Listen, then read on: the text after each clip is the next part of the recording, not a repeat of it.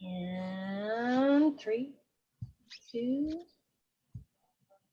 you're ready to go. Steven, sorry. Yay! How's it going, everybody? I miss you all. So, especially those that I haven't seen in scripts. No shame, but shame. Just kidding. So, yay! Thank you all for being here today. Obviously, can't wait to get y'all some market stats going on. But before then, wanting to give a warm welcome to the newest Metro family members. So let's all collectively give a warm welcome to Trinity Thompson, to also Justine Goldman, Rio Cameron, and last but not least, welcome back Cleopatra Jones. So all of these lovely individuals have joined Metro not only for the training program, but also the culture and the engagement that we have within our office. So thank you so much. So when you see them around, even via Zoom or now back at the office, make sure to give them a nice warm high five. So continuing on with the good vibes, would love to get some bucket fills going on. So back over to everybody here. Whose bucket would you like to fill today? Let's get some gratitude going. Shout it out.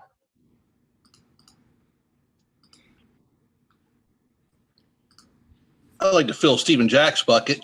Oh man, all right, go for it. So now, with you bounce up and down between Redondo Beach and Metro and doing scripts every morning. And if you weren't on scripts this morning, you missed a PhD level scripts discussion today, because talking about, neuroplasticity and, making habits and how they stick and so forth. Nobody else is doing this stuff.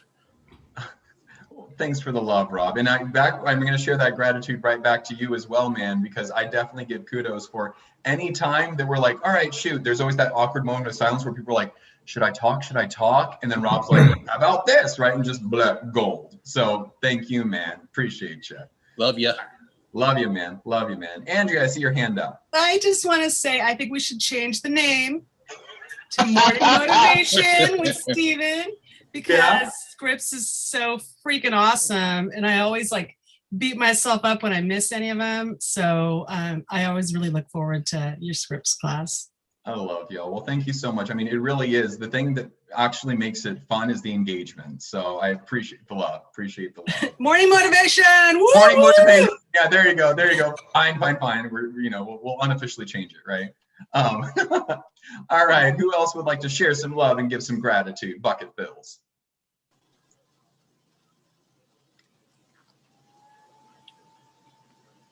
Well, I'd like to send a shout out to Coach Carl. He's been very supportive. I had a health issue recently, and he just jumped right in. He went and did an inspection for me and just kind of took over. But I mean, it wasn't even a question. It's like, I got you, Aida, I'm right there. And just to know that you have people like that backing you up on your team, it feels really good. Love it. Well, thank you for the love for Carl. Yeah, definitely. This is what it's all about, right? This is our culture in action, just stepping in. We're here as a collective group. We're all a family, right? So excellent. All right. Unless there's anything else. So if you happen to be a little bit too shy to voice out right now, make sure to share that love in the chat box. Couple little reminders and housekeeping items here. So the 4th of July holiday. So please note that the office will be closed on Monday. So that means that if you're contacting any of the staff members for any kind of assistance, you ain't gonna hear from them. So let's make sure to be proactive, make sure to reach out to any of the staff, the leadership team before end of day on Friday. Next up, also, please make sure that you have your keys to the front glass door, the elevator in the first floor, if you're gonna need access to it. So make sure to contact before the holiday weekend. Make sure that you have that front door key, the elevator key, and more importantly, your alarm code. As funny as it is to me, it's not funny for the agent that when that alarm goes off and they're looking completely scattered and running around. It's great to see the video footage of that, but I'm sure it panics you in the moment. So if you don't want to be that agent, make sure that you're contacting for your alarm code and your keys to get into the building if you need access over the weekend. Also, another little housekeeping item, that after this, we have our culture committee hosting the virtual charades happy hour. Now, this is the adult charades. So this is the after hours during business hours approach that we're going to take here. So you're welcome. So stick around after that. This is going to be still on the same Zoom call. So you can just hang out here once Ashley's done with the market stats, and we'll pop right on into that. Let's see. Next up, we're going to have the launch and growth coaching spotlights. And I'd like to pass this over to our very own BB. Broker Bob, go for it. Thank you, Steve and Jack. Happy Wednesday, everybody. Hey, let's give some shout outs to everybody doing a really great job in the coaching program with the great coaches. On Team Alicia, Raquel took her first listing and launch. Great job, Raquel. Woo. Good job. And, I signed 2 referral fee agreements from Raquel this week, just FYI. She's going to be one to look out for. Watch out. Paul, you got a new rock star on your tail. And then new launch team member, Vito Spano and Trinity Thompson joined Team Alicia. Great job. On Team Clarissa, Min opened an escrow on his listing within a week of it going active. Great job, Min. I heard he got lots of offers too. And then new launch team members are Justine Goldman. Welcome, Justine. And then finally, to round it out, on Team Vinny, new launch team members, Dan Pachula. Welcome, Dan. All right, so that was the coaching stuff. Let's give you a little insight on some broker stuff I got to make you guys aware of. So make sure I've got some windows closed so when I share my screen. All right. Okay, does anybody recognize what this is? What page of the contract?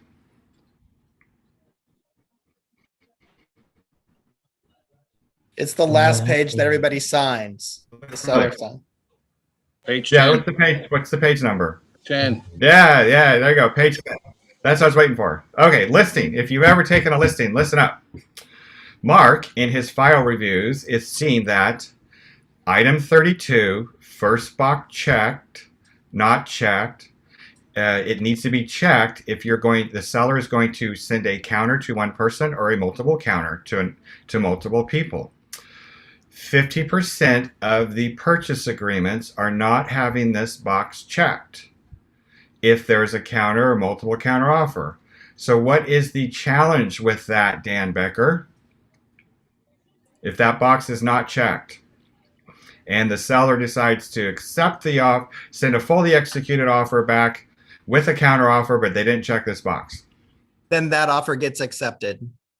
The original offer, not the counter offer. Correct. Yeah. So, yes. So 50% of the time this is happening. Thank you, Dan. I appreciate that. So I'll give you a little story. This happened with one of my cohorts with San Diego Risk Management, one of the other brokerage. An agent sent this back, did not check the box. And it was one of those multiple counter offers where the offer was $100,000 over asking.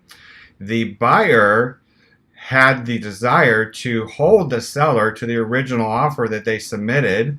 They ended up going to mediation, and the E&O insurance kicked in and paid what the seller would have gotten in that offer. And that E&O insurance paid out the claim. Agent paid the deductible, which is, what is our deductible here at KW Metro? $10,000. So don't be the agent that you're going to have to spend and pay $10,000 because you forgot to make sure that you got that box checked. So be really careful in this market. I know it's a fast-moving market. Slow down. Make sure all your I's are dotted, T's are crossed, and all the boxes are checked when you're writing the offer and then when you're countering back to the buyers. Okay, that's it. Back to you, Stephen. Awesome. Thank you. Thank you. Well, I'm going to take that ball and pass it right over to Bridget, our culture committee chair. Bridget, talk to us. What can we expect, or what shouldn't we expect? No, what should we expect from the adult charades that you've been putting on, or that you're going to be putting on after this? Thank you, Coach Stephen. Hey, everybody. We're looking forward to seeing you all at 2:30. Just stay right on here right afterwards. So a couple of you have asked some questions. If you're out and about, yes, you can play. If you're driving, probably shouldn't play, but maybe you can watch for fun or listen in to, because you know that we're going to have a good time and there's going to be a lot of laughs.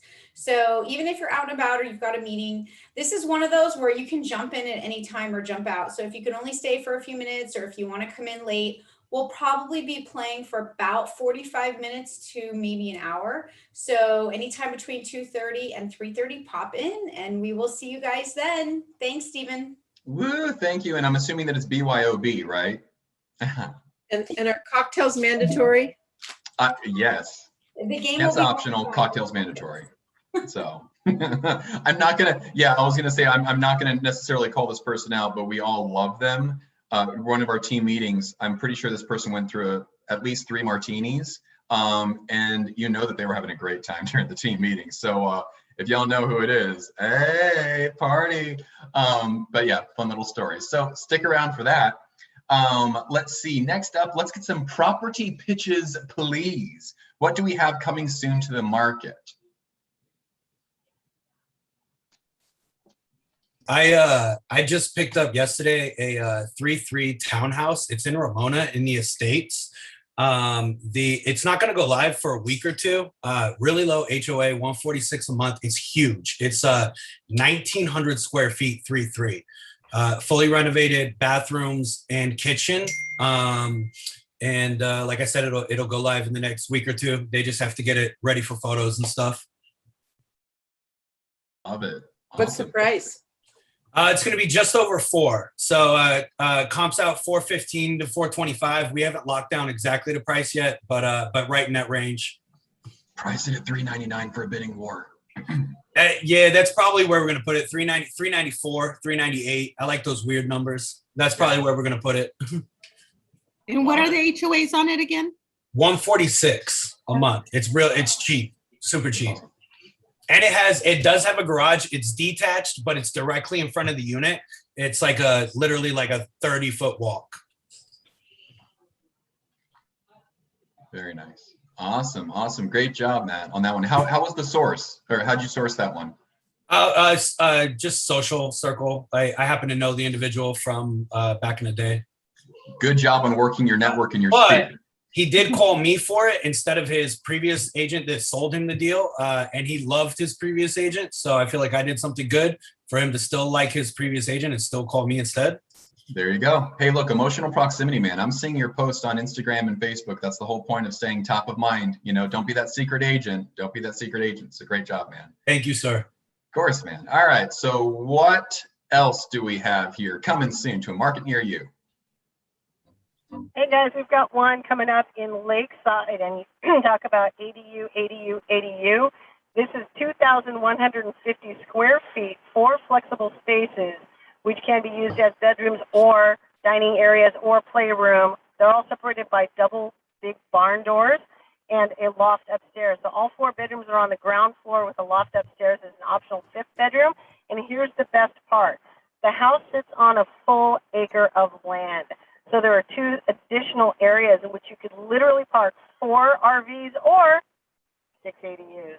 So if you have folks nipping at the heels for that, it's going to be under $700,000. I expect it to be in my hot little hands for about 72 hours before it goes away.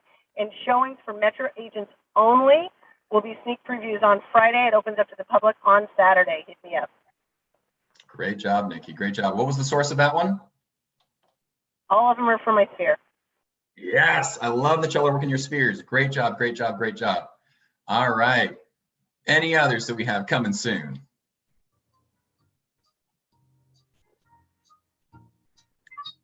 While you're finding the unmute button, I'll let you know that Ashley and my team up here in Redondo, we do have, in case you missed it, we have a great investment opportunity. Duplex in Lawndale. Lawndale is just basically kind of like the La Mesa version of San Diego, but to the beach cities area. So it's just a little bit inland. I'm going to go on the market. It's a duplex for $850. Currently, the owner gets about 50 grand yearly in rental income. That's more than enough to cover a mortgage on something like that if that investor needed to finance it. It's got fairly recently updated kitchens. Each unit is right around 800 square feet. Each unit is a 2-bedroom, 1-bath Again, duplex in Lawndale coming on the market for $850. We are privately marketing this to our network of agents as well as our very own database. Will not go to market for another couple of weeks. So sneak preview, if you have any investors that are looking for an opportunity up here in the Beach Cities area, LA County, we got one right off of Osage, very close to the high school, Target, and the grocery store right in that area. So there you go. Let's see, what about buyer needs? All right, so what would you like to pitch? We have time for about 3 here. Buyer needs that are burning that you just cannot find anything on the market, but we should know about when we're going out for those listings. Who has some buyer needs? Yeah, go for it. Can you hear me? Uh-huh. Oh, great. I have a buyer who wants to buy a single-story house built in the 2000s, under $1 million. Beautiful. All right. Any area location ideal for them? Well, they want to be near some sort of public transportation, which could be anywhere from Chula Vista to Oceanside. The problem with Escondido is it really doesn't have the public transportation to downtown. Got it. Got it. Excellent. Thank you for sharing, Miss Judy. Thank you. All right. Who else has some buyer needs out there that we're just having a I've got hard time? 2 North County needs. One, it's that desperation. 625 is their max. I've got 10 to bring to the table for an appraisal gap. I need a 3-2 with room, something to make a 4th bedroom. It can be garage or family room or something like that. Vista, Oceanside, commuting to Camp Pendleton, no on Escondido. So that's the primary one, VA. And then the second one is either a 2 or a 3 around the 600 mark, or we'll go to 4 bedroom at the 700 mark. And we're willing to do anywhere San Marcos, Vista, Oceanside, and some parts of Escondido. It's got to be commutable to the Army Navy School. Beautiful. Beautiful. That one we can close in 14 days. The other one I need 21. Excellent. All right. Cool. Cool. All right. Got time for one more to squeeze in here. Who's got a buyer need that we're not able to find anything on the current market right now, but we should all be on the lookout for? Paul raised his hand. Of course, Paul. Hi, guys. You have all the buyer needs. So 3 bedroom, 2.5 bath, 1,500 square feet, 2-car garage, 900,000, anywhere in San Diego, please. All right.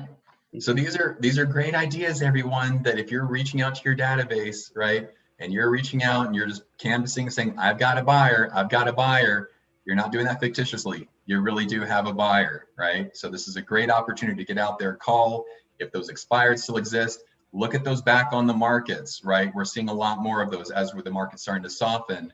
And so it looks like we already got a magic connection going on. Paul, contact Nikki. She may have something for you. So, woo, woo. All right. So speaking really quick, Stephen. Yes, please. Here.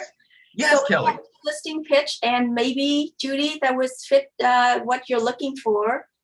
I do have a 5-bedroom with a loft, about 50 square feet in Chula Vista.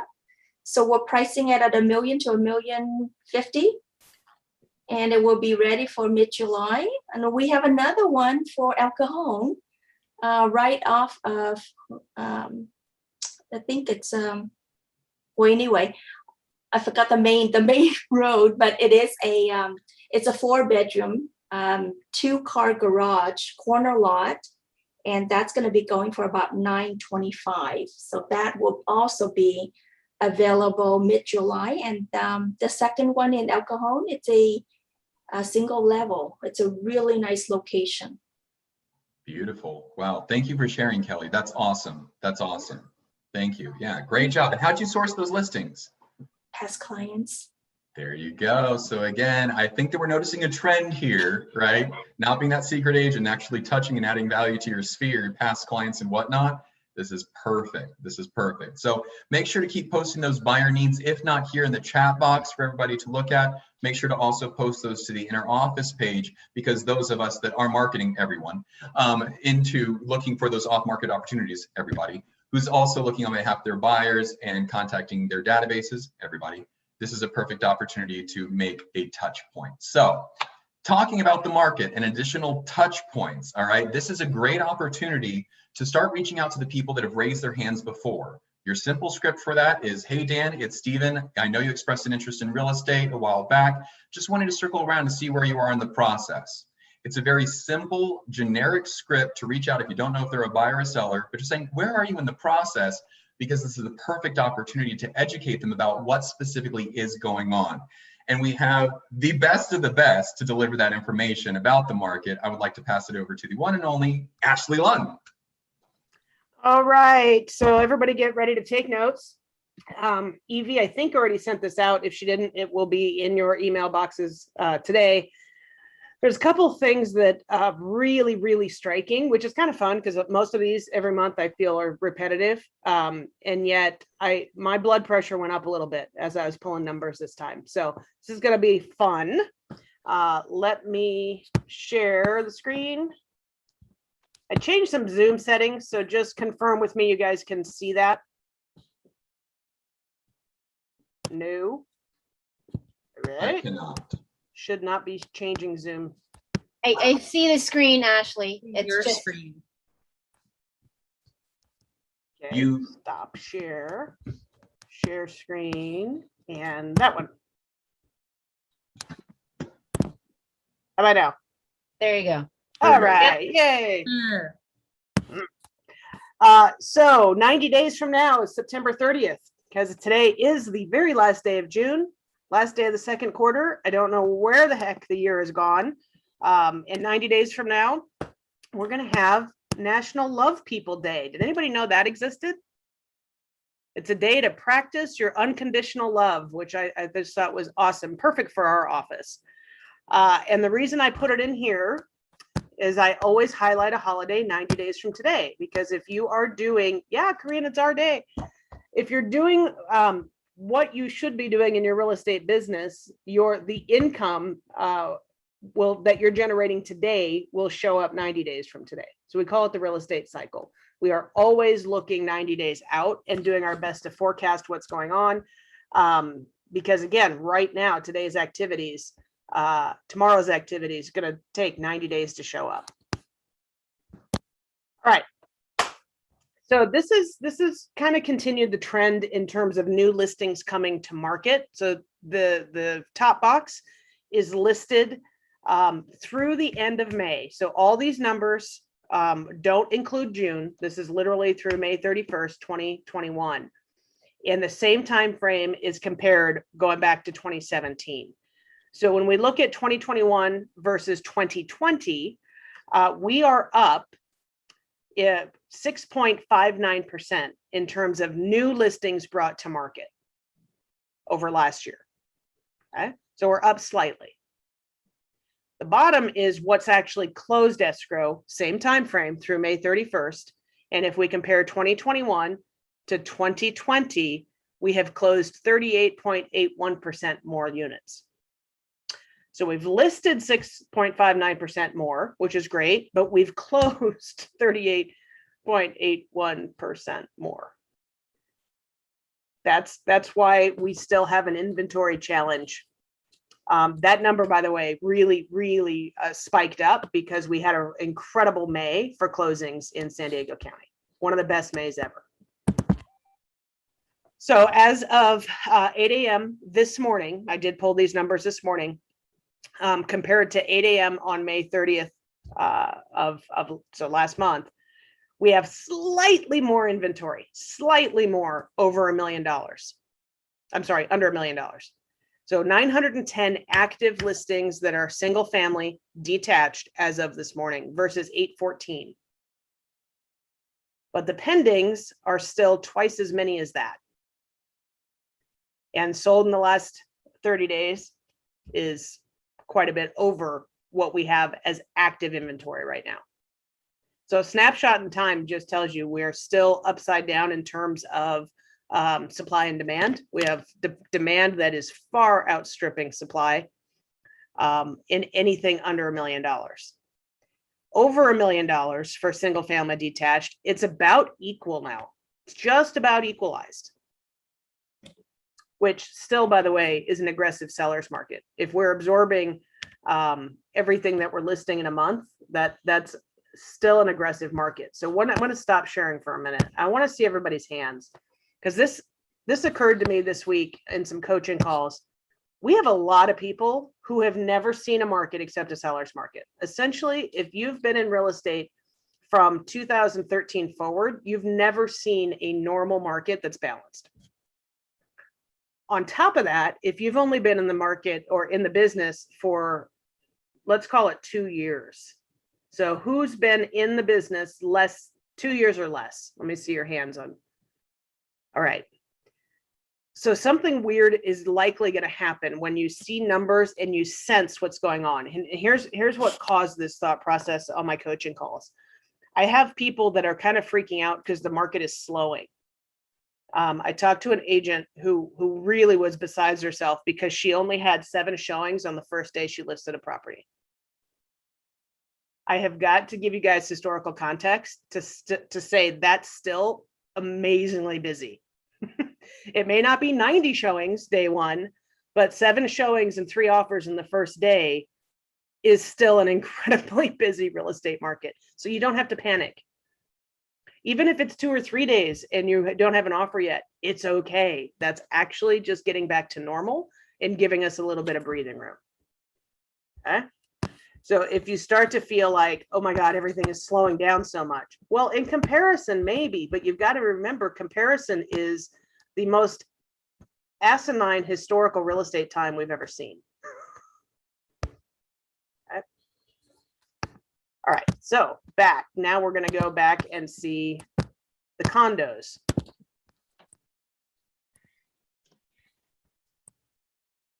All right, so as of this morning,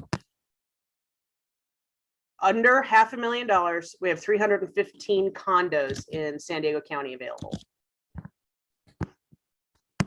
Not a whole lot of inventory. And we have 392 that sold in the last 30 days and 605 that are pending. So we've got basically twice as much demand as we have available inventory in that price point in condos. And again, about 100% absorption for anything over $500,000 in the condo market. Pretty insane number still. Slightly better than last month. All right. Now, what I want you to look at on this slide, it was one of the, oh my goodness, moments. When we look at the absorption rate for 2000, and I put this in the box up in this corner. When we look at the absorption rates from 2018, 19, 20, and 21, those are all incredibly aggressive absorption rates. Remember, anything over 20% is a seller's market. And all the way back to 2018, and actually prior to that, we were in an aggressive seller's market. But look what's happened this year. We have sold 4,000 more units than we did this time last year, which has taken us to an overall absorption rate of over 80%. May, June tend to be really hot months. And then we get a little bit of slowing in July, but right now the trajectory doesn't tell us that. I think we're going to have a very, very hot third quarter, which is going to make that absorption rate go even further up. And not only did we sell 4,000 more units than 2020, look at them compared to 2018, 2019. More normal markets, and we're still 2,000 units above those 2 years.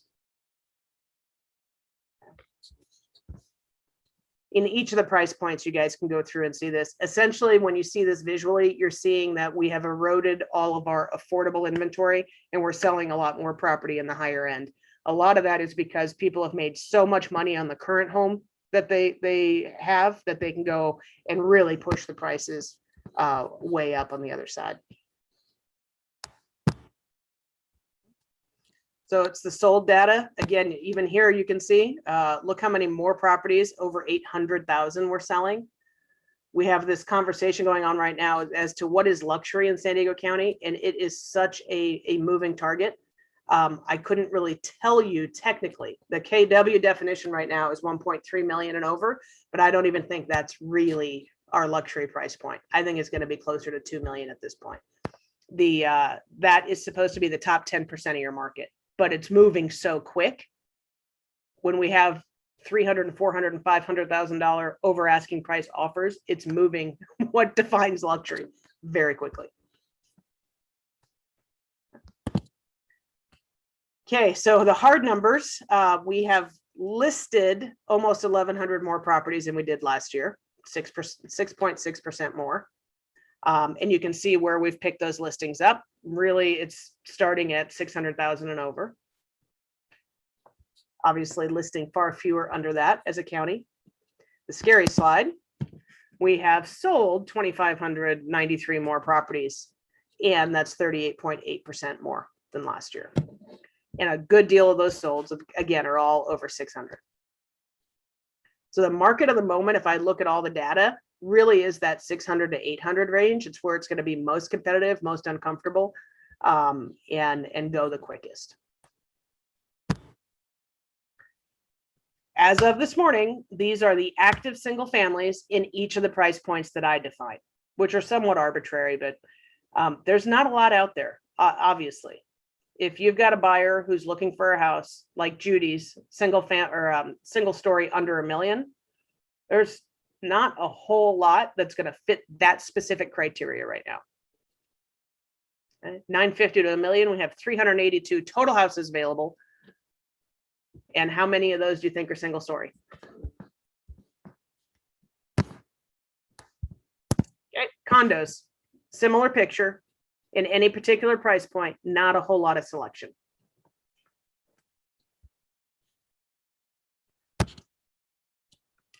Three-year trends by price. This is very similar to the earlier graphic, just showing you a little bit different. In terms of shape, we've picked up so many properties over the 600,000 point, which for our office, by the way, is kind of shocking because we tend to sell in the lower end range of San Diego County, right? Going from northern coastal San Diego County down through Chula Vista, the prices in general have been lower, but we are seeing that the prices are popping up everywhere. To have a $1 million house in El Cajon used to be a rarity. It's kind of normal now. All right. Listed compared to sold. This is a snapshot of the absorption rates in each price point, and they're insane. Last month, I said I expect them to go up a little bit more. I think in the third quarter, we're going to see them pop up even more, primarily because we're not going to see as many listings come to market. Now, there's two things I think happening there. Number one is just summer and people like to play more. Number two, it's the first summer in two that we've been able to play because of the pandemic. So you're seeing people travel more and not necessarily put as much time and energy in their home selling process because they just want to get out and enjoy freedom again.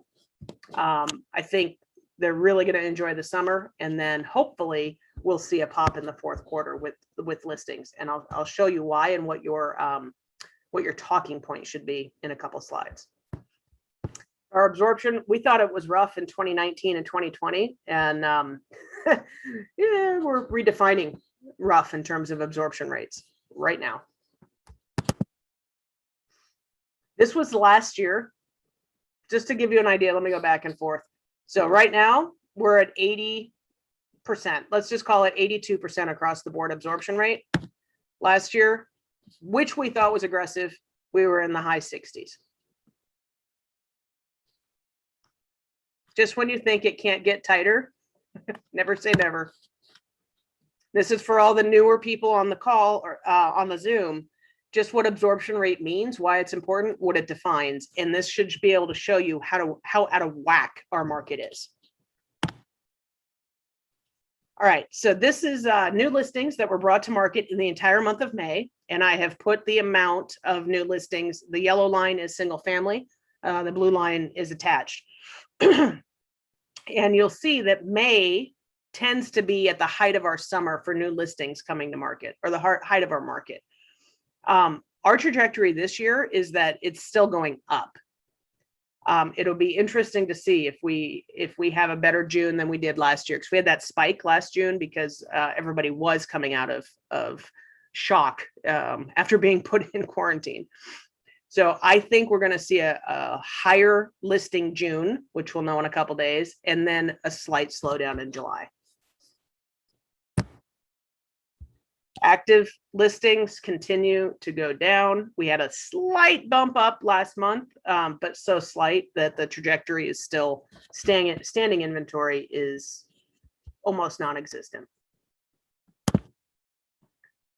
Pendings are trending up. So again, that more compaction. So it could be a perfect storm if we do see new listings slow down and the pendings don't slow down. It's going to get really, really uncomfortable in the third quarter. And solds are up. I said we had an incredible May. If you look back historically, we had the best May we've had since May of 17. And that feels good. Financially, it should feel good to all of you. Now, everybody take a deep breath, because this is where this is concerning. And one of the things that raised my blood pressure a little bit. So last month for this slide, I did a 4-year trend, and I showed what happened from April of 2017 to April of 2021, and showed how much we had gained in terms of value. This time I just dialed it back to the 3-year run. And then even more, because I saw the trajectory of the line, I went just from this time last year.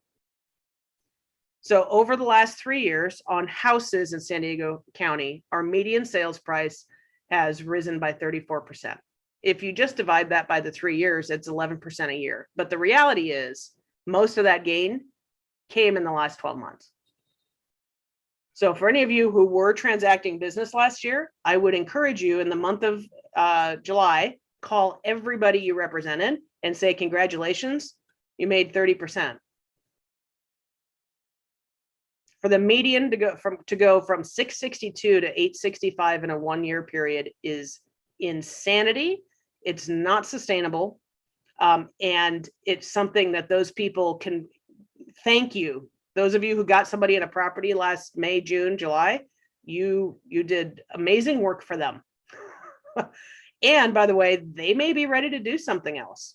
That's why I would be calling. Show them how much money they've made, even if you have to do an individual CMA, and just say, now that you've made 300,000, is there anything else you want to do in real estate? They could refi, pull out a lot of money and go buy a second property. They could refi, pull out a lot of money and put an ADU on their property. Those people have a lot of options they didn't have when they purchased. By the way, same thing goes with condos, 24% increase in 1 year. So maybe those condo buyers that squeaked in at 400 can now cash out and go buy a house. Lots of options. Next slide is the average.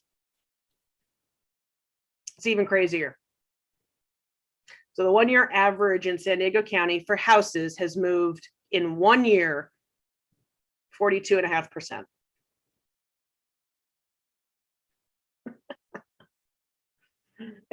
For condos, 30%. Again, neither of those numbers are sustainable. And yet I think what is going to slow this craziness down? Because we're still having the compaction of inventory. So when I say it's not sustainable, I don't think it's changing in 2021 to 2022. And I don't think it's changing to 2023. But I think at some point, buyers are going to say, this is insane. And it's not that our values will fall backwards. We'll just see less demand. Less people raising their hands saying, I'm willing to go $200,000, $300,000 over asking. So let's pause there for a minute, because this is another reason also that poor appraisers, like if you get a good appraiser, hug them, because their lives have just got to be hell right now. If you're a good appraiser and you're looking at this, how can you justify a 30% year-over-year increase? I know it's comps, but still, it doesn't really logically make sense. Go ahead, Eddie.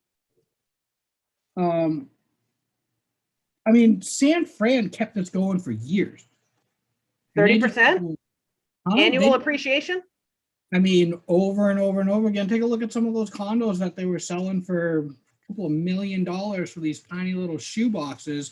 And now, only now, finally, they're starting to have an exodus. And it's coming down because of COVID and because people can now work wherever they want to work. Right. So all of a sudden you're reading these articles about how Austin, Texas is getting this huge boom from all California moving there, basically. Yeah. I foresee a cooling too, not a collapse. But I mean, what's to say that this isn't going to continue? Well, I don't see any market factors that would make it stop, but it just is so illogical. I agree. 100%. So that's why I was like, okay, I need to look at that annual appreciation constantly, not the 4-year trend, because we're defining a new world right now. And it's insane. Ashley, can I ask you a question? Yes, sir. How do you see the moratoriums and the forbearances and then all the fluctuation and insecurity in the laws? Because that's not a flood of properties like everybody thought, because they're extending it and extending it. Yeah. So I don't know. I think we are going to have some people that get caught up in having done the forbearances, but they have so much equity. I think there's going to be great lenders out there that say, you know what, why don't you refi and you just pay that off? There's so much equity. It's not going to be a traditional distressed market because they made 30% in the last year. Carr has also done a study recently, and the study said that 90% of the people that did forbearance already have their plan set up or paid back in full. There's a small percentage of about 10% that are still doing something, but it's a very small portion of the market. Well, so there you go. If we put it in those numbers, if we had a 10% increase right now in listings, they'd be absorbed tomorrow. Our absorption rate would need us to have probably a 40% increase in listings coming to market to substantially cool down. So I think locally, Duffy, we're not going to see much impact of that. Thank you. I'd like to see this flood of inventory come, because again, we can absorb it, but I just don't see it happening. Do you see the migration of workforce, Ashley? I hear it. I do not see it. So what I mean by that is I think there's political elements on each side saying everybody's leaving California. But when you actually look at the net immigration numbers, that has not been proven yet. Are there big companies that have gone to Texas? Yes, but there's others that have established themselves here. And I think in the big power centers, meaning San Francisco, San Diego, LA, we're not shrinking. And we know we're not shrinking because if we were shrinking, we would not have this inventory supply issue. Well, a lot of that too, Ashley, has been because all the teleworking and remote working. So we're not seeing it like we would have seen it about 10 years ago. Yeah. So I don't see anything that, if people have lived in California for a long time, most are staying. They've made peace with the taxes. And yeah, there'll be a few outliers who move, but guess what's happening? Eddie said it, Tesla moves to just outside of Austin. Well, guess what's happening in Austin? They're outpacing us for this. So now it's not affordable. I've been looking to see if I can get a condo just because I'm going to be going back, 12 times a year. What I could have bought for $250,000 in the mid 2000s is now $1 million. And it's not something I would stay in part-time for $1 million. Wow. It's insane. It's just as insane as here. Yeah. Better tax benefits, but not property taxes. Or property taxes is where they get the residents. Eddie? Melinda, I completely agree with you 100% because I keep seeing more and more clients from Silicon Valley buying down here because it's so cheap. To them, it's so cheap. Right. And, to live on the water for $3 million, they're like, I'm moving out of a townhouse for $3 million and I'm buying this nice home in La Jolla for $3 million. Right. And if they keep doing that, so many huge corporations in Silicon Valley have just said, go ahead. You don't have to work from the office anymore. Work remote. No problem. That's going to shift dynamics throughout the whole country. Yeah. Really interesting. All right. So next, median market time. Again, it can't go much further down, but it did slide a little bit on the condo side down to 7 days. Basically means you gotta act fast, as if you all didn't know that. And if you have listings that are over 7 or 8 days, you probably missed the price, which is hard to do right now. Ashley, if I can chime in here, price or condition.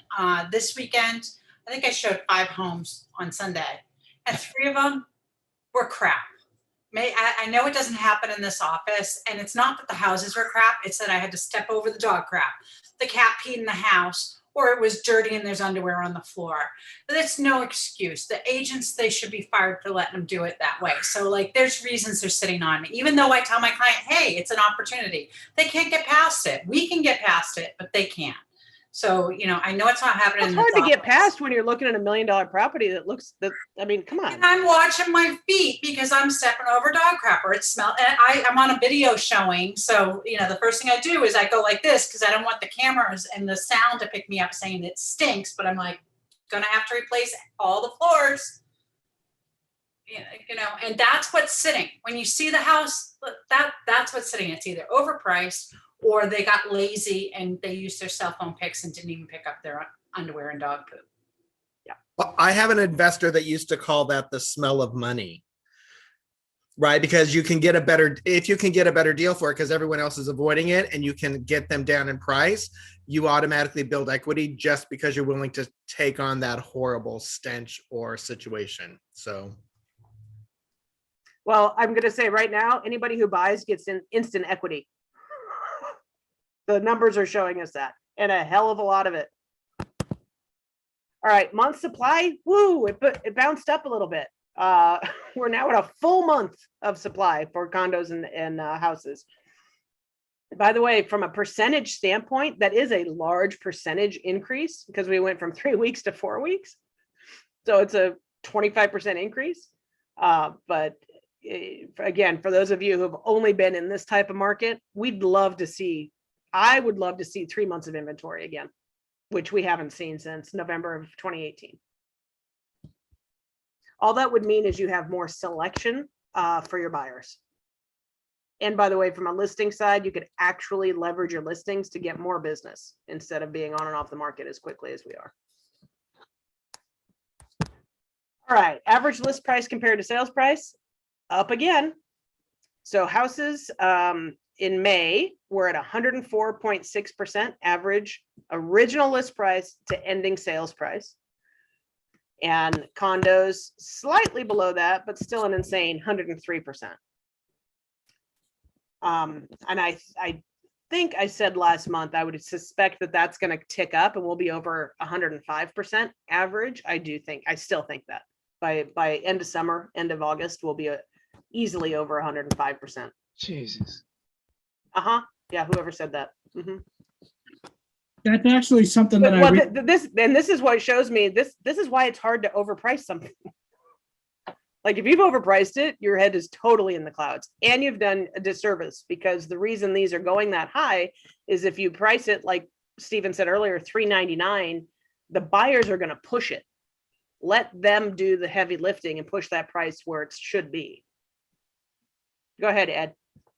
Oh, I was going to say, I actually learned a little bit about this and how it impacts appraisals recently on my own appraisal. So if you have a comp out there that's still pending, there is a spot on the appraisal report where they'll give you additional value based off of the sale list to sold price ratio.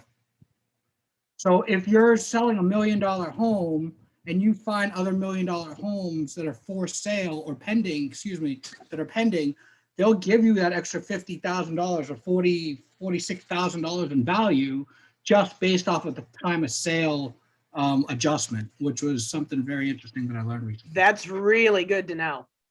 Really good to know. And that's probably only the good appraisers. So make sure you're doing your homework if you need that appraisal to appraise and providing them with those comps, even the pending one. All right. Average price per square foot continues to tick up. Of course it would. Again, last month we crossed over that houses became more expensive per square foot than condos. And that was the first time in quite a while. I do think we're going to continue to see that trend because people want houses rather than condos after just coming out of a year of living in four walls. Okay, monthly indicators. I highlighted this piece because I just think it's probably your best talking point, and obviously it's in the rest of the numbers. But our median sales price is up 31.1% for detached homes and 24% for attached. Days on market decreased 31%, and supply decreased 63.6%.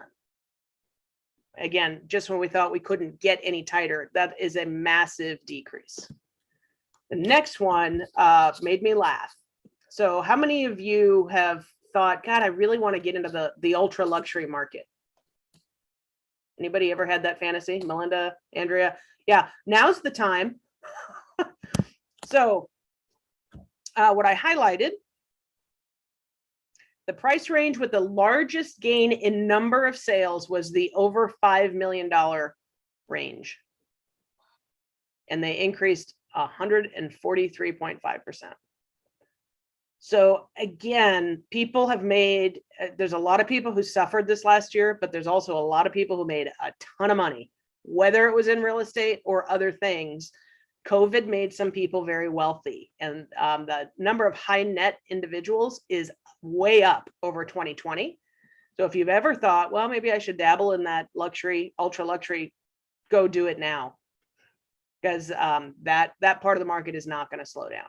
And by the way, it's been fairly stagnant in San Diego for the last 10 years. So there's a lot of opportunity. A lot of opportunity. And then the last thing that we're going to spend some time on, and I apologize that I didn't make this prettier. I will take anybody's feedback on how to make it prettier.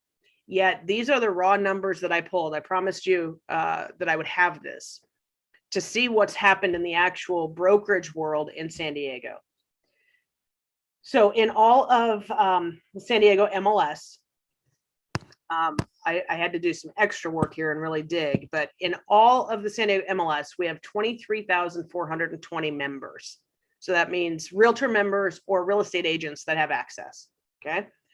Last year, that number was 28,000. So we lost 5,000.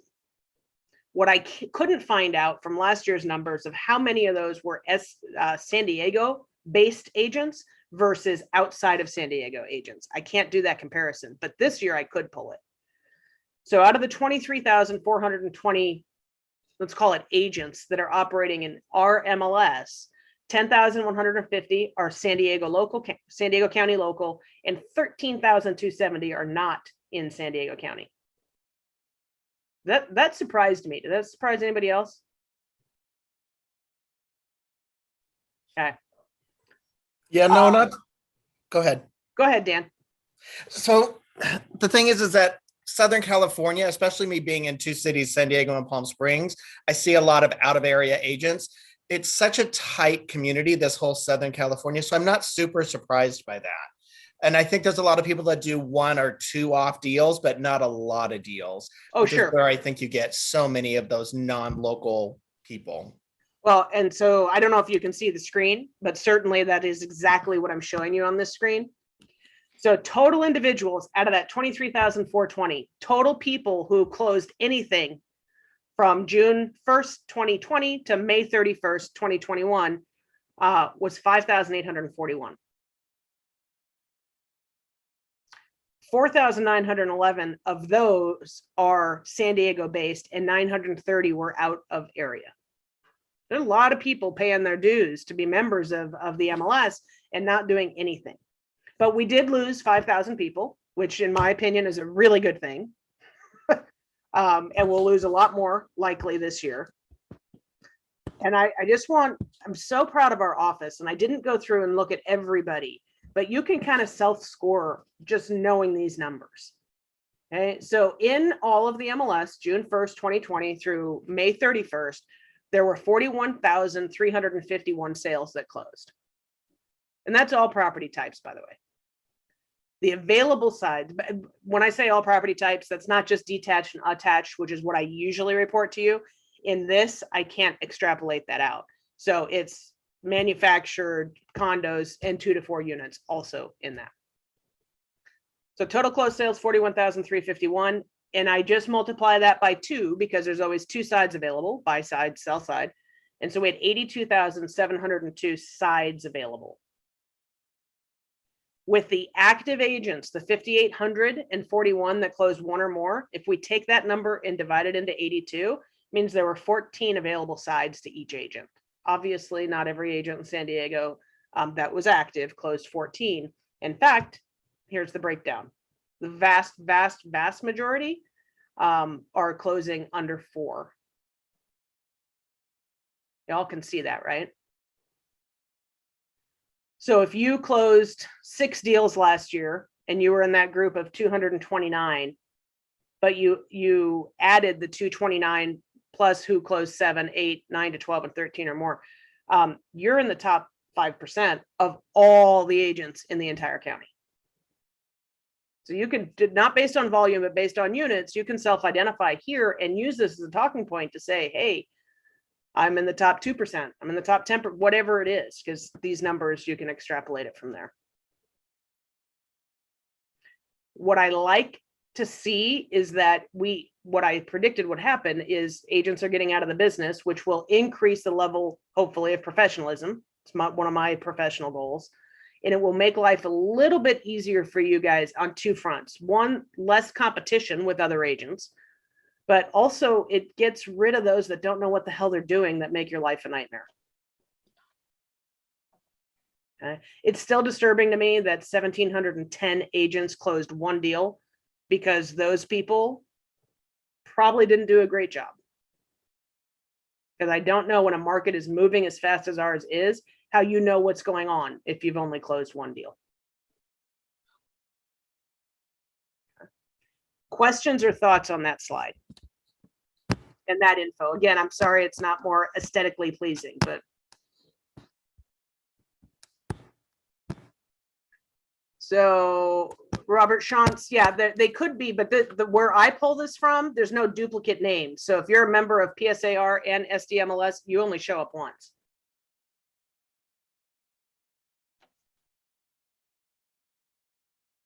Come on, thoughts?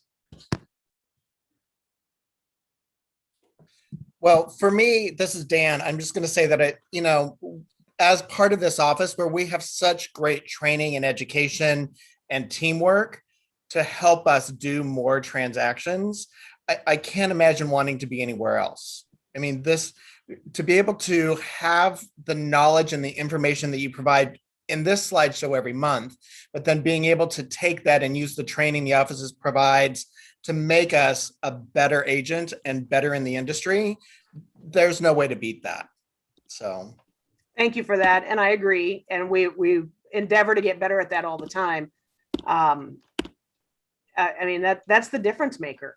Again, imagine being somewhere right now with a market that's insane and having nobody to go to get advice on how to get your deal done. At a minimum, we do that, and then you add in everything else.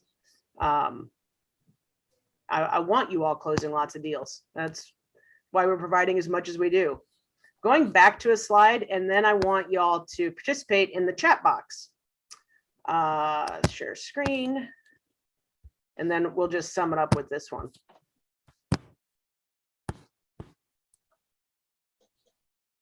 Actually, let's go here instead of that one. Let's go to this one. So in the chat box, if you are currently working with a buyer who wants a house under $1 million, just put how many of those you're currently working with. So how many buyers are you working with that wants a house in San Diego County under $1 million? Mike Law doesn't have enough toes and fingers. Just saw him counting.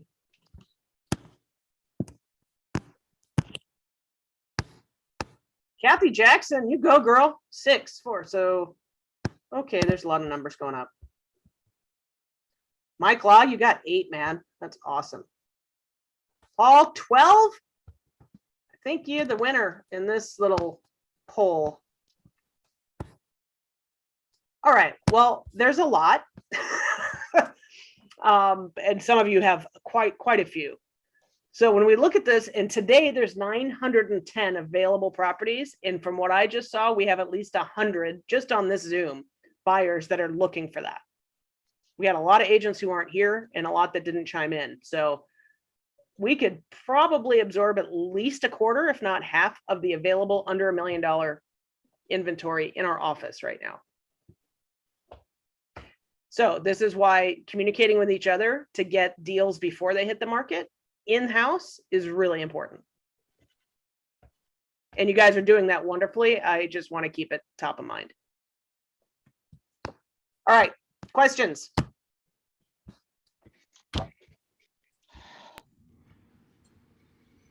Ashley, going back to your slide about the number of agents in our MLS that are currently active, just doing some quick numbers for our agents who have maybe closed one transaction in the last 12 months.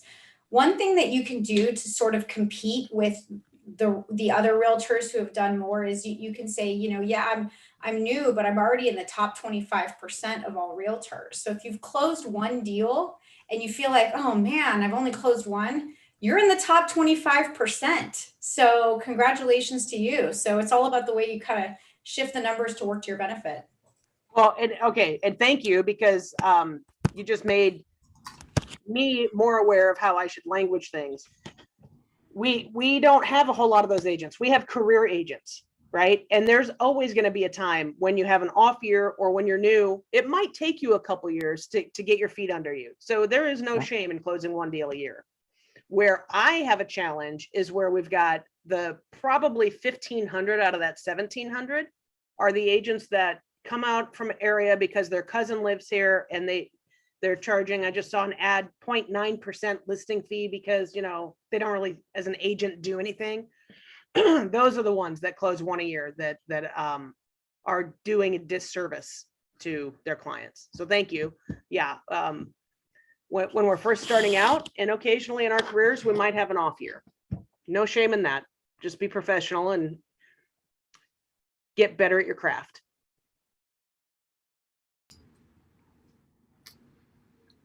And work harder so that we get rid of those 1,500 who are way beyond part-timers. Do you think that the 1,700 represent new agents that just closed one? I don't. Now, in any other year, Andrea, I might say a lot of those. But what we know last year is people couldn't get licensed. There was no testing. You're going to see a lot more new agents come in right now because the DRE didn't offer testing through COVID. So there's been people backlogged. So maybe people who'd been in 2 years or 3 years, but it's anecdotal, but I see it in my area where there's somebody who literally takes a listing. They've never done a deal in San Diego County, but they knew their cousin was here. So they listed with them for $300. Well, and there's an opportunity there for us to reach out to those agents that aren't doing many transactions to explain the liability that's involved and that you'd be happy to pay them a referral fee because they're an active agent. You'd be happy to take better care of their clients than they could take care on their own. So Dan and Ashley, this is actually where I think we have some opportunity. And Ashley, I kind of push to you and some of the people in management positions. How do we get this message out to agents who are doing 1 or 2 deals a year, you know, the favors for the cousin and the aunt kind of thing, that they're actually taking on all this liability. They're not misrepresenting, but not representing their client well. And yet they could get 25% for doing nothing. It's hard because I've talked to a lot of those agents over the years, and yes, they can get 25% for doing nothing, but they really don't think they have to do anything anyway. And so it's an educational piece, but it's also kind of like politics. You try to convince somebody of a belief they have that isn't true. It's really hard. It's really hard. I think the best we can do is get ahead of that sales cycle with that person. We have to educate the consumer, not the agent who's going to pick up a cool 40 grand for doing nothing. I mean, have you guys not seen it on San Diego Real Estate Channel? I'm on Facebook. I'm watching agents literally say we shouldn't make more than 1% right now. It's gross. They actually think you do nothing. But I mean, they're self-identifying as realtors saying that. Right. Right. And they're saying, well, and my comeback now, it's matched my style, is any monkey can put your house into escrow. It takes a real professional to close it at the agreed upon terms and price and for the maximum value. And then I'll go through that. But I use that now if it's appropriate. Paul likes it. Any monkey can do this. Absolutely. But can they do it? Can they get you to the closing table? Because 99.9% of my deals close. Yeah. So again, going back, I think it's educating the consumer, and that's a big job. I mean, this morning I was watching the news, and Matt Battiata's on there saying, you know, use us, you don't pay commissions. So we've got to do our jobs and be talking to a whole heck of a lot of people. Well, and I'm going to call out Brett Robertson because he and I were talking yesterday, and he's a new agent in our office, and he was just talking about how hard it is to get the business up and running. And for those of us that have been in it, we know how hard that is. We have to be better at communicating that to our clients, that we stay on top of the numbers every month. We understand the liability that's involved. We work really hard to make sure that we're the professional that you've chosen to do what we need to do. So. So I hate to cut you off, Ashley, but we're over time and we're going to get into the fun part of the meeting. Everybody keep your clothes on. Virtual charades happy hour. Pass it to you, Bridget.